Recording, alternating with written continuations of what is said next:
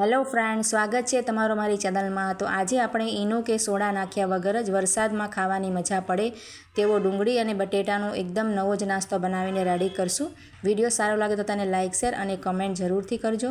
તેના માટે આપણે અહીંયા મીડિયમ સાઇઝના 2 કાચા બટેકાને આ રીતે પીસેસ કરીને મિક્સર જારમાં એડ કરી દઈશું અને એક નાની ડુંગળીને પણ આ રીતે પીસેસ કરીને આપણે એડ કરી દેવાના છે। એક લીલા મરચાંને આપણે કાપીને એડ કરી દઈશું અને એક આદુનો ટુકડો એડ કરી દઈશું અને ત્યાર પછી આપણે અહીંયા અડધી ચમચી જેટલું જીરું એડ કરી દેવાનું છે અને પાણી નાખ્યા વગર જ આપણે તેને સરસ પીસી લેવાનું છે।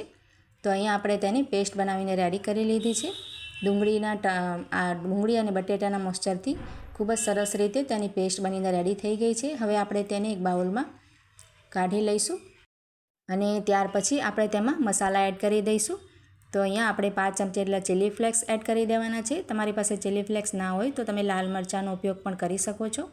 અડધી ચમચી અહીંયા મેં કસૂરી મેથી એડ કરી છે, 5 ચમચી જેટલો કાળા મરીનો પાવડર અને 5 ચમચી જેટલો જીરો અને 1 ચમચી જેટલા સફેદ તલ આપણે એડ કરી દેવાના છે। તેનાથી નાસ્તો આપણો ખૂબ જ ટેસ્ટી બનશે અને સ્વાદ પ્રમાણે મીઠું 5 ચમચી જેટલો અહીંયા અજમો એડ કરી દઈશું અને ખૂબ જ ઓછી અહીંયા હળદર કલર માટે આપણે એડ કરી છે। હવે આપણે બધી જ વસ્તુને સારી રીતે મિક્સ કરી લેવાની છે।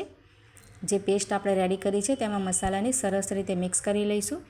મસાલાને સારી રીતે મિક્સ કરી લીધા પછી આપણે અહીંયા 1/2 કપ જેટલો રવો લઈ લેવાનો છે, તે આપણે તેમાં એડ કરી દેવાનો છે। અહીંયા મેં ઝીણા રવાનો ઉપયોગ કર્યો છે। રવાને પણ સારી રીતે પેસ્ટમાં મિક્સ કરી લઈશું। રવો નાખવાથી આપણો જે નાસ્તો છે એ ખૂબ જ ક્રિસ્પી બનીને રેડી થાય છે। તો અહીંયા રવાને પણ આપણે સારી રીતે મિક્સ કરી લીધું છે। હવે આપણે 1 થી 2 મિનિટ માટે આ બેટરને ઢાંકીને રેસ્ટ થવા દઈશું એટલે આપણો રવો સરસ રીતે સેટ થઈ જાય।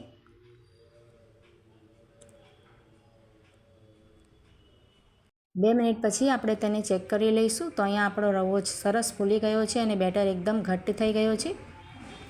હવે આપણે ત્યાર પછી અહીંયા અડધો કપ જેટલો ચણાનો લોટ તેમાં એડ કરવાનો છે અને આપણે નાસ્તાને એકદમ સોફ્ટ બનાવવા માટે 1 ચમચી જેટલું તેલ આપણે અહીંયા એડ કરી દઈશું।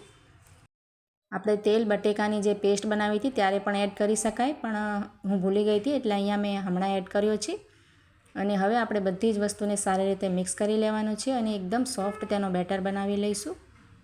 તો અહીંયા બેટર આપણો બહુ જ થીક છે એટલે આપણે 1 થી 2 ચમચી જેટલું પાણી એડ કરીને સારી રીતે તેને મિક્સ કરી લઈશું।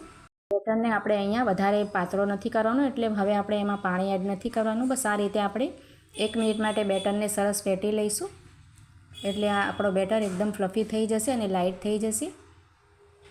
તો અહીંયા 1 મિનિટ માટે બેટરને મેં સરસ રીતે ફેટી લીધો છે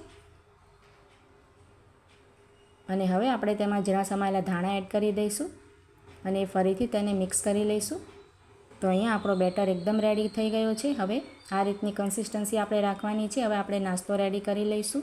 તો અહીંયા આપણે આ નાસ્તાને સેલો ફ્રાય કરશું એટલે અહીંયા પેનમાં તેલ ગરમ કરવા મેં પહેલેથી જ મૂકી દીધું છે। નાસ્તાના બેટરને થોડોક મિક્સ કરીને આપણે ચમચીની મદદથી આ રીતે તેને સ્પ્રેડ કરવાનો છે।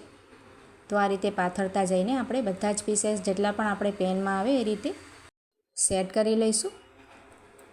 તો ખૂબ જ ઓછા તેલમાં અને એકદમ ક્રિસ્પી અને ટેસ્ટી નાસ્તો બનીને રેડી થાય છે। તમે આ નાસ્તો એકવાર ચોક્કસ ટ્રાય કરજો, ખૂબ જ સરસ લાગે છે। અને અહીંયા આપણે તેને મીડિયમ ફ્લેમ ઉપર સરસ રીતે કૂક થવા દઈશું અને પછી એક બાજુથી સરસ શેકાઈ જાય અને સારો કલર આવી જાય ત્યાર પછી આપણે બંને બાજુથી તેને ફ્લિપ કરતા રહીને ક્રિસ્પી થાય ત્યાં સુધી તેને ફ્રાય કરી લેવાનો છે। આ રીતે ગોલ્ડન કલર આવે એટલે આપણે તેને બધે નાસ્તાને ફ્લિપ કરી લેવાનો છે। તો તમે જોઈ શકો છો ખૂબ જ સરસ કલર આવ્યો છે અને અંદરથી પણ આ નાસ્તો એકદમ સોફ્ટ બને છે અને ઉપરથી ક્રિસ્પી બનીને રેડી થાય છે।